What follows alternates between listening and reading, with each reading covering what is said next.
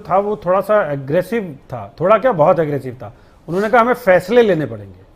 तो इस फैसले को आप किस तरह से ले रहे हैं, किस तरह के फैसले ले सकते हैं? देखिए, पहले मौलाना अरशद मदनी जी ने पहले स्वागत किया और उसके बाद बदलाव किया। इसका जवाब हमारे समाजवादी पार्टी के मित्र उन्होंने जवाब दे दिया कि इनको सत्ता के नज़दीक रहने की आदत है। वो पहले इन्होंने तारीफ करके सोचा कि हम नज़दीक पहुँचेंगे, और जब नज़दीकी नहीं मिली तो विरोध किया कि विरोध के थ्रू नज़दीक पहुँचेंगे।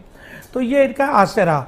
लेकिन अगर वो कहते हैं कि हमको सरकारी मदद नहीं चाहिए तो उनको हज सब्सिडी जो मिलती है उसको छोड़ देना चाहिए, सरकारी इलाज जो मिलता है वो छोड़ देना चाहिए, दवाई जो मुफ्त की मिलती है वो छोड़ देनी चाहिए, सरकारी मकान जो सरकारी योजनाओं के तहत मिलते हैं वो छोड़ दे, वजीफे, स्कॉलरशिप, इमामों की तनख्वाहें मत लीजिए, हज हाउस देखिए उत्तर प्रदेश में कितना बड़ा सरकारी पैसे से बजा, उसको छोड़ देंगे।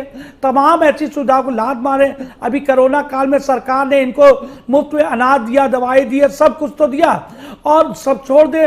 तब इनके मुंह से आवाज नहीं निकली, और जब वो छोड़ने को तैयार है तो मैं कहता हूं देश और प्रदेश की सरकार से, हमारे गुरुकुल उनको क्यों नहीं मदद आप देते हैं, हमारे पुजारियों को क्यों नहीं मदद देते, हमारे मंदिरों को, आश्रमों की आप क्यों नहीं ख्याल करते, उनकी मदद आप क्यों नहीं करते, हमारे जो धार्मिक यात्री हैं उनको सब्सिडी क्यों नहीं देते, उत्तर प्रदेश में संस्कृत के शिक्षकों की भर्ती क्यों नहीं करते, देश के हमारे जो सनातन बहुसंख्यक हैं उनकी आप देखिए जड़ में संस्कृत के हमारे जितने ग्रंथ है सब संस्कृत है, हमारे बच्चे ग्रंथों को कैसे पढ़ेंगे? आप उन ग्रंथों को पढ़ाने के लिए संस्कृत शिक्षकों की भर्ती कीजिए। हमारी इन मांगों पे आप क्यों नहीं ध्यान देते?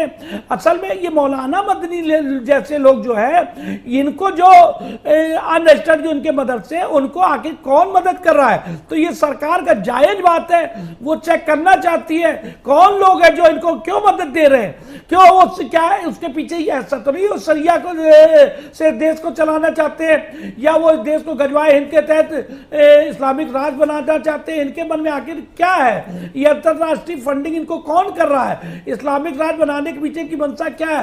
तो इस प्रकार से जो देवबंद में जिस प्रकार से देखिए, कई वीडियोस भी आपने देखा होगा देवबंद और तमाम मदरसों में कि कैसे कैसे मामले पकड़ के आए, आवाती बच्चों को जंजीरों से बांध के पढ़ाया जाता है। यौन शोषण का मामला यहाँ लखनऊ ठाकुरगंज में ही पकड़ा गया था, कितने बच्चों के साथ पैर दबाते हुआ मौलाना बच्चों से सरकारी जमीनों पर कब्जा करके मदरसे बने हुए।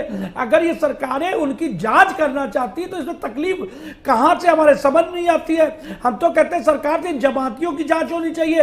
ये जो जमात करने लोग आते हैं ये कहां से आते हैं, कौन लोग उनके बीच में छुपे हुए अपराधी नहीं। लखनऊ में कोई मर्डर करके जाता है और 40 दिन की अगर जमात है तो उसमें बीच में घूम रहा है, वो कहां रह रहा है? आप मस्जिदों में जो बाहर से लोग आके रुकते हैं उनकी आप कोई आधार कार्ड नहीं लेते, उनकी कोई ID नहीं लेते। आप होटल में कोई कमरा लेता है उसकी पहचान पत्र ID लेते हैं। अपराधी के भेद में आके वहां कोई जमात के रूप में छुपा हुआ है, आप उसकी पहचान कैसे होगी?